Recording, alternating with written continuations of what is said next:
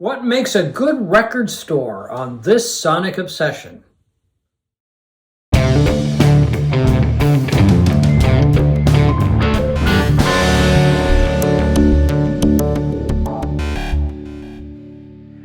Hello folks, I'm John Whidden, and right there is Steve McLeod, and welcome to this Sonic Obsession. Today we're going to talk about what we think makes a good record store. First of all, what do you think makes a good record store? Well, obviously records. Good, lot of records, yeah. But you have to have good staff. Yeah. You want friendly staff that's not judgmental. That's true. We might get into that a little bit today. We've all had, the Jack Black experience from, what was the name of that movie? High Fidelity, High I think Fidelity. you're talking about. Yeah, the judgmental record clerk who you bring something up and they glare at you. Oh, yeah. I remember one incident, and I'll veer off the topic here just for a sec, but I remember one incident. I was looking for a Paul McCartney CD or album, Greatest Hits or something like that. I can't remember, or it might have been Band on the Run, and the person that I asked for it at the counter said, "Why do you want that?" I said, "Well, because I like Paul McCartney." I was like, "Really?" "Yeah, I like Paul McCartney." "Oh, for God's sake, buy the Kinks." "Okay, I don't want the Kinks, I want Paul McCartney." But anyway, okay, so continue. I kind of jumped in there. Yeah, no, this is a sort of a love letter to a disappearing fact of life, and that's record stores that play huge roles in our lives and are sadly kind of disappearing. And so we want to talk about what makes a good record store, our experiences in our lifetimes in searching for records, and in my life, it's probably my favorite place to be. Yeah, I really like hanging around record stores because first of all, I want to see what they have and that I'm aware of that might be out. And the second thing is that there might be something there that I haven't heard of, or maybe I haven't been able to find it and it pops up. And the other thing is it's great to just talk music with people. Yeah. And if they're working there and they're knowledgeable about music, it's a lot of fun. Yeah. I mean, I'm the same way with bookstores. There's two things that I do when I go to a new town or a new city, mainly a city, is look for a record store and look for a bookstore, yeah. or plural, record stores and bookstores. And it's just kind of fun, especially if I'm traveling internationally. It's like I'll go to a record store and say, well, who's popular? And who can you recommend that I listen to? And I'll give them an idea of what I like. And usually people are very, very helpful. I mean, I was in Portugal about a year ago and I went to a couple and they were really very helpful. I didn't really like the music that I heard that much, but they had a good idea what I was looking for, and we just had great chat. So I do that a lot. And same trip, I was in London and had a great time at a Rough Trades record store. So yeah, it's finding something that I'm really looking for, discovering something, or just talking to music with people. But you grew up mostly in a rural Nova Scotia, where probably didn't have a ton of record stores, right? So how did you get your fix when you were living in a small town? Well, Antigonish was nearby. It did have a record store, and it had a university record store, which I found was really good. They would bring in stuff that maybe the private record store downtown didn't have, maybe some more obscure stuff. And then when I lived in the Annapolis Valley, there was a really good record store in the town I lived in Middleton called Ditmar and McNeil's, or Ditmar and McNeil, something like that. And they had a really good selection of records too. And then in Halifax, there were a number of record stores years ago. And I mean, the selection was amazing. Some stuff you couldn't get. Imports were very hard to find. I don't really know what it's like now when it comes to imports. I don't really even look at them or look for them. Do you? I don't see imports in record stores now. Well, I think the distribution is better. Yeah. That's my guess anyway. I mean, if you typically want some stuff like that, you do it online basically, I guess, right? Yeah. But no, they were great places to hang out and, talk about music with people and see what they had. And even back years ago, department stores carried... Eaton's and Simpsons used to have really good records. The Met, I don't know if you remember the Met. The Met always had a really good selection of records. I don't remember the Met. Yeah. But I used to, go to the Eaton stores or the Simpsons stores when I lived in Ottawa, or in Moncton later when I moved there when I was 17 years old. And they both had very vibrant, good selection of vinyl LPs, Well, I guess there was a really good market, right? Yeah, I mean, everybody bought records, right? Yeah, exactly. And most people bought albums. Yeah. So anyway, and the interesting thing is that when CDs took over from vinyl, they never really were called CD stores, were they? They were still called record stores. Still called record stores, which I find very interesting. Even when records disappeared out of them. Yeah, and now records, thankfully, are making a comeback. But I also found years ago there was a difficulty, as I said, getting albums. So there were places that I remember having to order them. Yeah. You'd write a little letter with your money order and send it off, and then you'd get this album that you couldn't find anywhere. One of the places that I used to get a lot of stuff from was a place in Berkeley, California called The Dedicated Fool. They had everything under the sun was there. So anyway. Okay, your favorite best record store you've ever been in, what would you say? Oh, that's a difficult question to ask. I don't know. I mean, Sam, I think you're going to say Sam the Record Man in Toronto. Yeah. I'd have to put Sam the Record Man up there as well. The HMV in New York City, in Times Square, was good. Oh, it was phenomenal because there was everything there. Yeah. I mean, everything. This wasn't really so much in the day of vinyl, but it was when CDs took over. They literally had everything, and it was just, I mean, you could spend a day in there, right? Up and down on the escalator. Yeah, that was a good one. Sam in Toronto, but the Sam's in Halifax years ago was a really good store. Yeah, we should mention Sam the Record Man was a Canadian national chain of record stores. Its head office was in the main store on Yonge Street in Toronto. Was there? It's the iconic store. Was there for years and years and years, decades actually. And I mean, the thing about Sam's, because every town that had a Sam's had an ad in the paper on Saturday. That's right. Yes, yes. That had the door crasher ad. Yeah. They would have one title that you could buy for 99 cents. That's right. Yeah. A limited number of copies, and then people would line up and rush in, and then there'd be a few other copies for I think $1.99, and some for I'd forgotten about that. Some for $2.99, and you would look in the paper every Friday or Saturday to see what was going to be there on Saturday morning when the doors opened. And it was an institution in Canada for years and years. But the main building in Toronto was a wonderland. It wasn't glitzy like HMV became or That's Tower. right. Yeah. It was just a kind of a grungy, big, massive record store that had a couple of levels. And the jazz and blues would be on the second floor, and they had the main room that just had rock music. And it was always a joy to go to Toronto and just go through the drifts of records that they had. Yeah, because one of the first things you would do when you went to Toronto was go to Sam's. Yeah. And Sam's, we should add, had stores all across the country. Yes. Every major city, I think, had a Sam's or more than one. More than one. I mean, we had how many in Halifax here? I think there were 3 at one point. There were 3, I think, in Halifax, one in Bedford, which is a community near Halifax, and one in Dartmouth, or maybe even 2 in Dartmouth. There was one for sure. And then there was A&A Records at about the same time. Yep. And Kelly's Records was was a great store. Yeah, that was here in Halifax.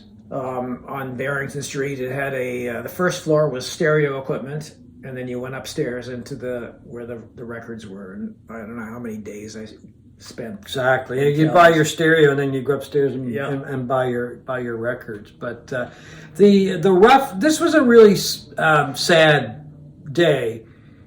A few years ago, I used to go to New York a lot more than I do now. But anyway, I used to go like once a year. But anyway, because of COVID and whatever, we don't go as much. But there was a rough trade store in Brooklyn. Yeah.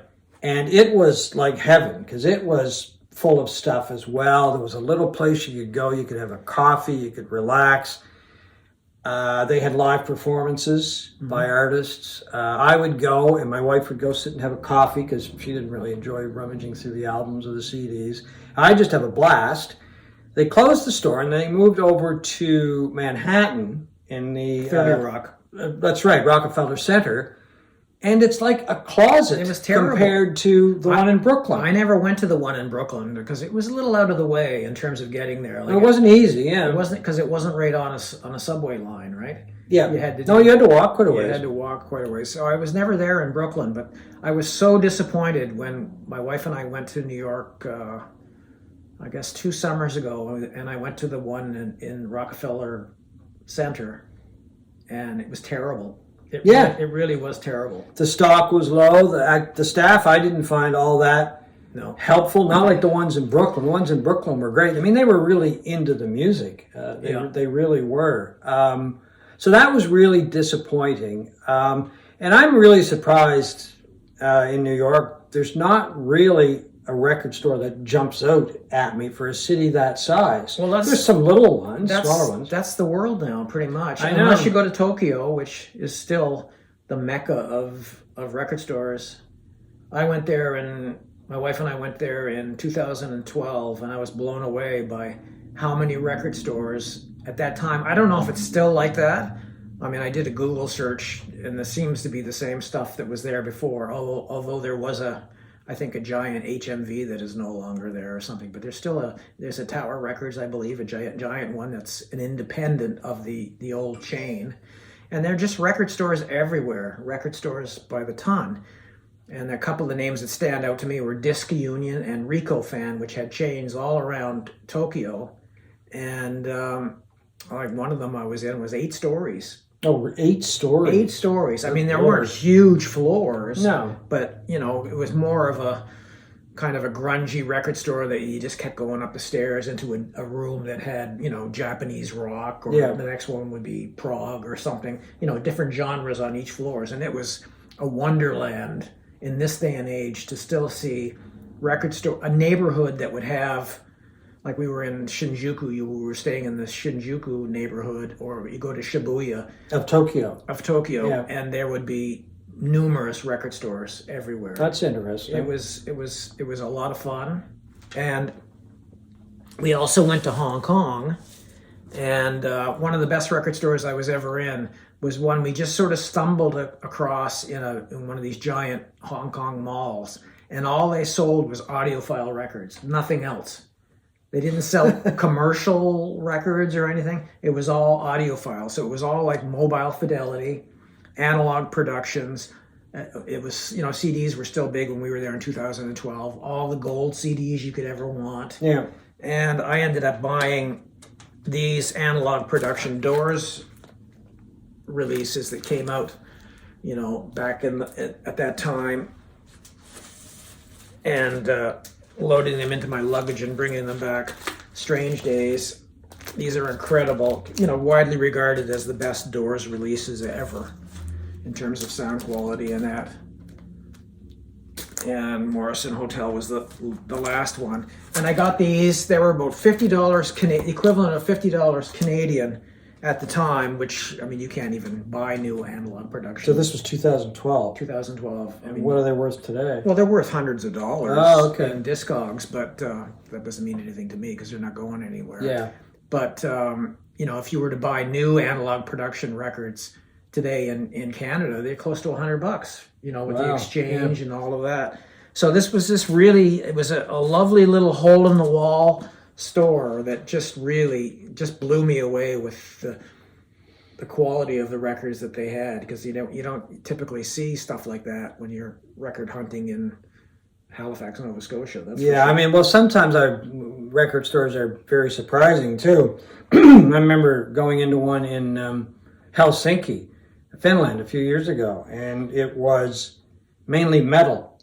Well, as you would expect. I was like, I didn't know there were this many metal bands in the world. I mean, the place was just full of, there was vinyl, I believe, and CDs, and I'm like, oh my God. As I say, I was blown away, not realizing there were that many metal bands in the world, and I'm not a huge metal fan. I didn't spend a lot of time there anyway. Yeah. It wasn't very big, but obviously it had a niche clientele, let's put it that way. Well, I mean, Scandinavia is known for these death metal bands and all of that stuff. So you got to get through the winter somehow, I guess. But I remember when I was in London last year, I went to a Rough Trade store, the one that is in Soho, I guess. And this is how much fun it was. I got talking to the guy that was working there. We got talking about different sites and things that I might be interested in. Of course, being a tourist. And he said, well, down the road, he said, is where the Beatles did the final show on the roof. And I'm like, No, I said, that's not where it was done. I said, I was always told it was done near Baker Street. No, it was down there, Savile Row. So away I went, and sure enough, he was right. And then he was also told me about another studio that was nearby. And just some history that you get from people that really like music, right? And that's where you might find them is in a record store. So I don't know. I just have a blast when I go in, especially when I find somebody like that to talk to. Yeah, no, it's a wonderful thing, and it is a wonderful thing if you have a rapport with people who work in these record stores. Sometimes good and sometimes bad. You do get the Jack Black guys who can be very judgmental. I'll tell you a story of a guy who used to operate a record. I'm not going to name names. Used to operate a record store here in Halifax. I think I know who you're talking about. Yeah, he was known for being very curmudgeonly, and I was in and very judgmental about your taste in music. It's the same guy that was talking about Paul McCartney. I'm pretty sure. Oh, is that right? I think so. Yeah. And I used to. If I was looking for something that I knew he wouldn't like, I would wait till he wasn't in the store and then I would go back. But anyway, I was in a used record store once in Moncton, New Brunswick, and I was buying some records, and I was talking to the guy who ran the store, and he said, "Have you ever gone to that?" And he named the record store in Halifax, and I said, "Oh yeah, I go there all the time." "Have you ever met the guy that runs the store?" And I said, "Oh yeah, all the time." He said, "I was in there one day, and I went up to him and I said." We should say that the guy who ran the record store then back in Halifax was one of those guys that never thought there was any good music made after like 1956 or something. Yeah, well, he liked the Kinks, I think, if I remember correctly. And this guy who ran the record store in Moncton says to me, I went in there once and said, have you got any compilations of good 60s girl groups? And the guy behind the counter in Halifax said, good 60s girl groups. Let me think. Good 60s girl groups. There were none! And he yells at this guy, and he left the store and never bought anything. And that doesn't surprise me if it's the same person I'm thinking of. The whole Jack Black syndrome of they're not really, they'll sell you records, but they have to approve of them first almost, you know, or they'll ridicule you and stuff like that. And that's a stereotype of record store owners, some record store owners, that unfortunately is true at times, you know. Yeah. So what's your favorite record store today, John? Well, I think you know the answer to that because I think it's yours too. Yeah. It's Taz Records here in Halifax. We know the staff very well. They're great. The record selection is good. Well, and the other thing is that you can walk in, have a chat about music, and a lot of times somebody behind the counter will suggest, oh, we've got a new album or a new CD in by an artist. We know you like the artist. So they may say, do you want me to tuck it away? Or sometimes it's even over the past, it's been tucked away because they knew I would want it. Maybe only got one or two copies or something like that. But the other the thing is that there's they have a lot of records in stock. They get all the new stuff. And if they don't have it, they'll get it for you. Which is great, and there are in Halifax 3 locations, so you're never at a loss of a Taz to go to pick up what you want, and so it's a combination of having a great staff and having great product, and basically getting in what I'm always looking for or able to get it. So I think that's huge.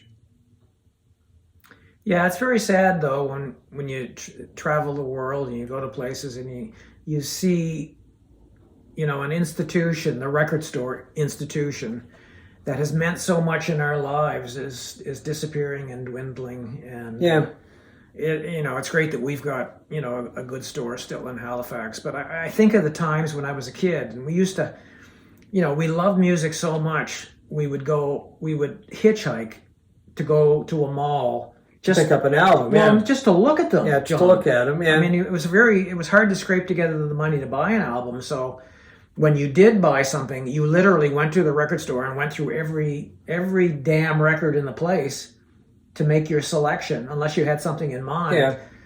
But half the time we were just going to look at records because we couldn't afford anything. And you know, those days, I still get the same jolt and thrill out of going into a record store as I did when I was 12, 13 years old doing that. Well, I find now I'll go to Taz and I'll be just looking through the stuff, and I'm actually very surprised and encouraged by the number of young people that come in. Yeah. And they're looking through the vinyl. Yeah. And they get excited if they found something. It wasn't too long ago I was in there and some kid, 15, 16-year-old, I think, had found a Rick Astley album.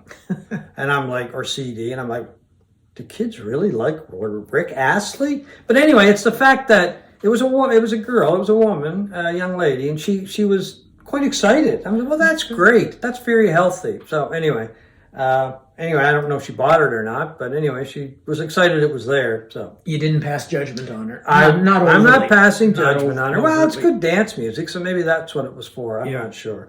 Anyway, yeah, there are some really good record stores left. With the resurgence in vinyl, maybe there'll be more. Who knows? But it's something that I loved as a kid, still love. And I mean, I just hope there are more and more and they become, bigger and bigger. So anyway, so that is our thoughts on record stores on this Sonic Obsession.